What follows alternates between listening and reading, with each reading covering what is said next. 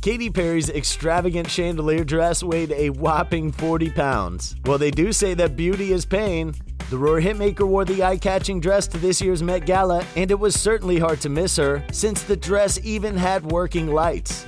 The odd outfit raised eyebrows at the event, but Katy has admitted she wasn't fussed about any rude remarks she may have gotten, because the pop star was more worried that she'd face-plant the floor on camera. She couldn't even talk to her pals for long, since she was focusing on not timbering in front of all the paparazzi. Katy said on Good Morning America, "I wanted to say hi to all my friends. I was nervous I was going to timber at one point. It weighed 40 pounds. But the dazzling ensemble wasn't the only special costume she had prepared. She later changed into a hamburger suit for an after-party held by Gucci. However, as she boogied away on the dance floor, Katy ended up toppling over in front of the other celebrities. Well, that's certainly one of the more unique ways to end a night out.